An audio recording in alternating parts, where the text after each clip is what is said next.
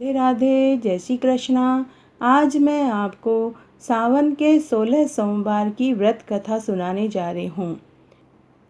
कहानी सुनने से पहले अगर अभी तक आपने मेरे चैनल को सब्सक्राइब नहीं किया है तो कृपया मेरे चैनल को सब्सक्राइब करें। साथ में बेल ज़रूर प्रेस करें ताकि मेरे आगे आने वाले वीडियो की नोटिफिकेशन आपको सबसे पहले मिले। और अगर आपको कहानी अच्छी लगे तो कमेंट बॉक्स में ओम नमः शिवाय ज़रूर लिखें। धन्यवाद। कहानी इस प्रकार है। मृत्यु लोक में भ्रमण करने की इच्छा से एक बार भोलेनाथ बाबा माता पार्वती के साथ मृत्यु लोक में पधारे। भ्रमण करते करते दोनों विदर्भ देश अमरावती नाम की अति रमणीक नगरी में पहुँचे। अमरावती नगरी अमरापुरी के सदृश सब प्रकार के सुखों से परिपूर्ण थी। उसमें वहाँ के महाराज द्वारा बनवाया हुआ अति रमणीक शिवजी का मंदिर भी था। भगवान शंकर भगवती पार्वती के साथ उस मंदिर में निवास करने लगे।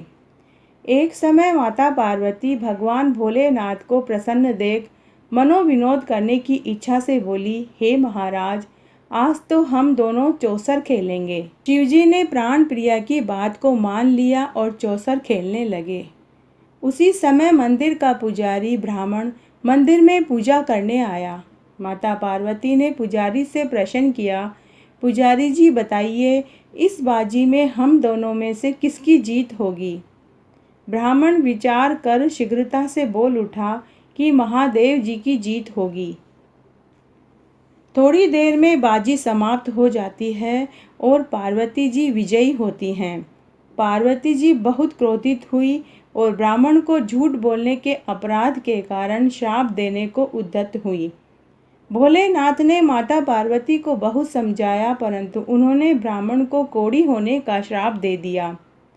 कुछ समय बाद पार्वती जी के श्रापवश पुजारी के शरीर में कोढ़ हो जाता है। वह अनेक प्रकार के दुखों से दुखी रहने लगा। पुजारी को कष्ट भोगते हुए बहुत दिन हो गए। तब एक दिन देवलोक की अप्सराएं शिव जी की पूजा करने हेतु उसी मंदिर में आई। पुजारी के कोढ़ के कष्ट को देखकर उन्हें उनके ऊपर बड़ी दया आई और रोगी होने का कारण पूछा। पुजारी ने निसंकोच सारी बात उन्हें बता दी। तब वे अप्सराएं बोली, हे पुजारी, अब तुम अधिक दुखी मत होना, भगवान शिव तुम्हारे कष्ट को दूर कर देंगे। तुम सब व्रतों में श्रेष्ठ 16 सोमवार का व्रत भक्ति भाव से किया करो। पुजारी ने अप्सरा से विनम्र भाव से 16 सोमवार व्रत की पूरी विधि पूछी। अप्सरा ने बताया कि सोमवार को भक्ति के साथ व्रत करें, स्वच्छ वस्त्र धारण करें, संध्या व उपासना के बाद आधा सेर गेहूं का आटा लेवें, उसके 3 भाग बनाएं और फिर घी, गुड़, दीप, नैवेद्य, पूंगी फल, बेल पत्र, जनेऊ, जोड़ा, चंदन, अक्षत, पुष्प के साथ प्रदोष काल में भगवान शंकर की विधि पूर्वक पूजन करें। उसके पश्चात 3 अंगों में से एक अंग शिवजी को चढ़ाएं, बाकी 2 शिवजी का प्रसाद समझकर उपस्थित जनों में बांट दें और आप भी प्रसाद ग्रहण करें। इस विधि से 16 सोमवार व्रत करें। 17वें सोमवार को पाव सेर पवित्र गेहूं के आटे की बाटी बनाएं, उसमें घी और गुड़ मिलाकर चूरमा बनाएं, भगवान भोलेनाथ को भोग लगाएं और उपस्थित जनों में बांट दें। फिर कुटुंब सहित प्रसाद को ग्रहण करें। शिवजी की कृपा से आपके सभी मनोरथ पूर्ण हो जाएंगे। ऐसा कहकर अप्सराएं वापस स्वर्ग को चली गई। ब्राह्मण ने यथाविधि 16 सोमवार व्रत किया तथा भगवान शिव की कृपा से वह रोग मुक्त होकर आनंद से रहने लगा। उसके कुछ दिन बाद शिव और पार्वती जी फिर वापस उसी मंदिर में पधारे। ब्राह्मण को निरोगी देखकर पार्वती जी ने ब्राह्मण से रोग मुक्त होने का उपाय पूछा तो ब्राह्मण ने 16 सोमवार व्रत की कथा सुनाई। पार्वती जी अति प्रसन्न होकर ब्राह्मण से व्रत की विधि पूछकर स्वयं व्रत करने को तैयार हो गई। व्रत करने के बाद उनकी मनोकामना पूर्ण हुई। उनके रूठे हुए पुत्र कार्तिकेय स्वयं माता के आज्ञाकारी हुए। कार्तिकेय को अपना यह विचार परिवर्तन का रहस्य जानने की इच्छा हुई। कार्तिकेय अपनी माता से बोले, हे माता, आपने ऐसा कौन सा उपाय किया जिससे मेरा मन आपकी ओर आकर्षित हुआ?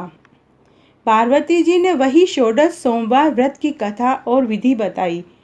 कार्तिकेय ने कहा कि इस व्रत को मैं भी करूँगा, क्योंकि मेरा बहुत पुराना एक प्रिय मित्र ब्राह्मण बहुत दुखी दिल से परदेश गया है।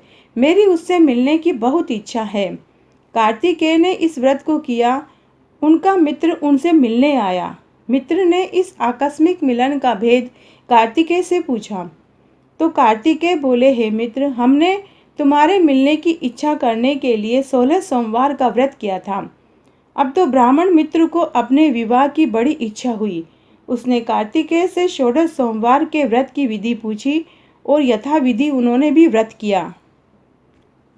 व्रत के प्रभाव से जब वह किसी कार्यवश विदेश गया तो वहां के राजा की लड़की का स्वयंवर रचा जा रहा था।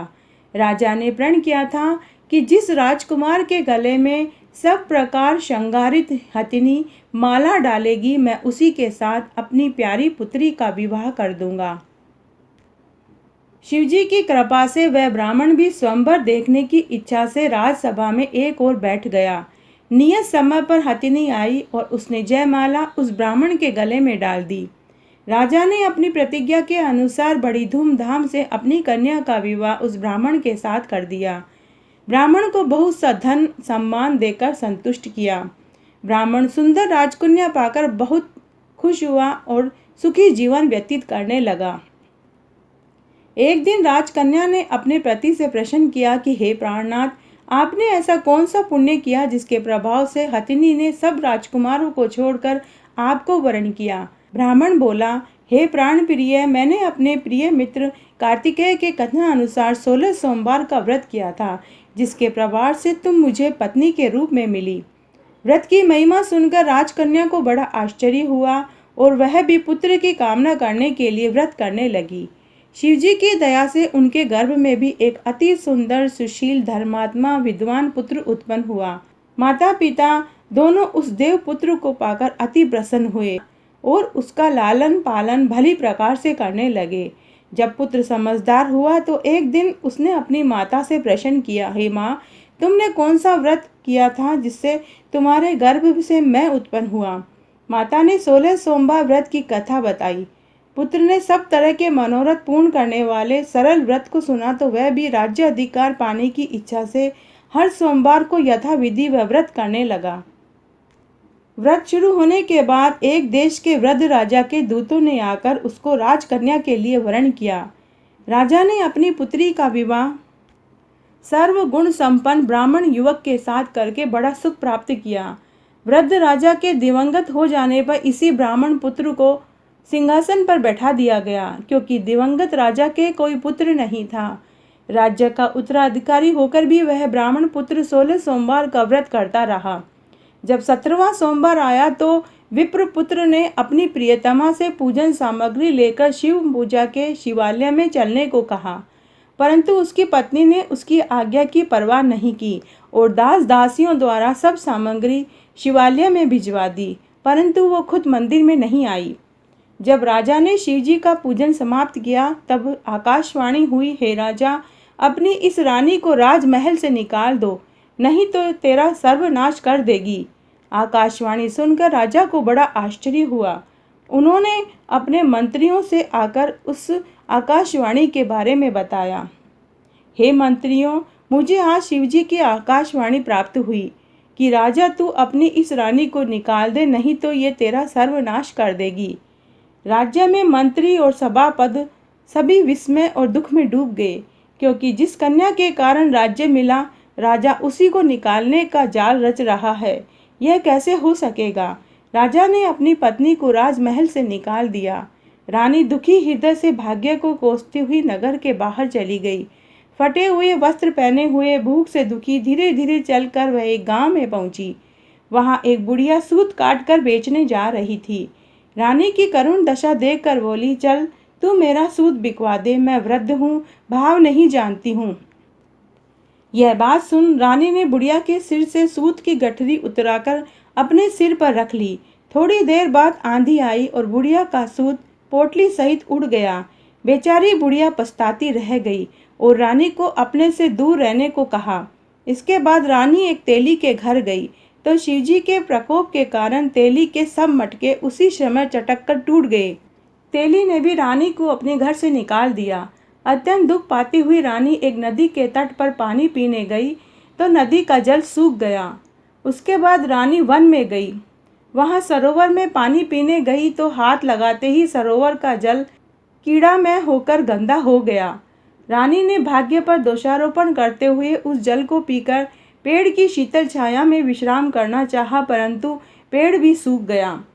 वन, सरोवर और जल की दशा देखकर गायें चराने वाले ग्वालों ने गुसाई जी को उस स्त्री के बारे में बताया। गुसाई जी के आदेशानुसार ग्वाले रानी को पकड़कर गुसाई जी के पास लेकर आए। रानी के मुख की कांति और शरीर की शोभा देखकर गुसाई जी जान गए कि यह अवश्य कोई विधि की गति की मारी कोई कुलीन स्त्री है। पुजारी ने रानी से कहा कि पुत्री, मैं तुमको अपनी पुत्री के समान रखूंगा। तुम मेरे आश्रम में जब तक चाहो रह सकती हो। मैं तुम्हें किसी प्रकार का कोई कष्ट नहीं होने दूंगा। गुसाई जी के वचन सुनकर रानी को धीरज हुआ और वह आश्रम में रहने लगी। रानी जब भोजन बनाती तो उसमें कीड़े पड़ जाते, जल भरकर लाती तो उसमें भी कीड़े पड़ जाते। रानी की दशा देखकर गुसाई जी को भी बहुत दुख हुआ। उन्होंने रानी से कहा कि बेटी, तुम्हारे ऊपर कौन से देवता का कोप है जिससे तुम्हारी ऐसी दशा है। पुजारी जी की बात सुनकर रानी ने शिवजी महाराज के पूजन के बहिष्कार की बात बताई तो पुजारी जी शिवजी महाराज की अनेक प्रकार से स्तुति करते हुए रानी से बोले कि पुत्री, तुम सब मनोरथ पूर्ण करने वाले 16 सोमवार व्रत करो। उसके प्रभाव से तुम्हारे सब कष्ट दुख दूर हो जाएंगे। गुसाई जी की बात मानकर रानी ने 16 सोमवार व्रत किए। 17वें सोमवार की विधि विधान सहित पूजन किया।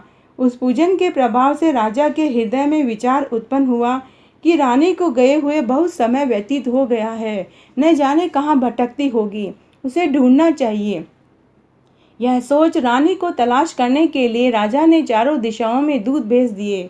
वे दूत रानी को ढूंढते ढूंढते उसी पुजारी के आश्रम में पहुँचे। वहाँ रानी को पाकर पुजारी से रानी को अपने साथ ले जाने का आग्रह करने लगे, परंतु पुजारी ने मना कर दिया। दूत चुपचाप लौट आए और महाराज को रानी का पता बतला दिया। रानी का पता पाकर राजा स्वयं पुजारी के आश्रम में गए और पुजारी जी से कहा, हे महाराज, जो देवी आपके आश्रम में रहती है वह मेरी पत्नी है। शिवजी के कोप से मैंने उनको त्याग दिया था। अब इस पर से शिवजी का प्रकोप शांत हो गया है, इसलिए मैं उसे लेने आया हूँ। आप उसको मेरे साथ जाने की आज्ञा दीजिए। गुसाई जी ने राजा के वचन को सत्य समझकर रानी को राजा के साथ जाने की अनुमति दे दी। गुसाई जी की आज्ञा पाकर रानी प्रसन्न होकर राजा के साथ महल में आई। नगर वासियों ने नगर द्वार और नगर को तोरण और बंदरवारों से सजाया। घर घर में मंगल गीत गाए गए। पंडितों ने विविध वेद मंत्रों का उच्चारण करके अपनी राजरानी का स्वागत किया। ऐसी अवस्था में रानी ने अपनी राजसभा में प्रवेश किया। महाराज ने ब्राह्मणों को अनेक प्रकार के दान देकर संतुष्ट किया। नगरी में स्थान स्थान पर भंडारे खुलवाए, भूखों को भोजन कराया। इस प्रकार से राजा शिवजी की कृपा का पात्र हो राजधानी में रानी के साथ अनेक प्रकार के सुखों को भोग कर 16 सोमवार का व्रत करने लगे। विधिवत शिव पूजन करते हुए इस लोक के सुख को भोग कर मरने के पश्चात शिवपुरी को पधारे।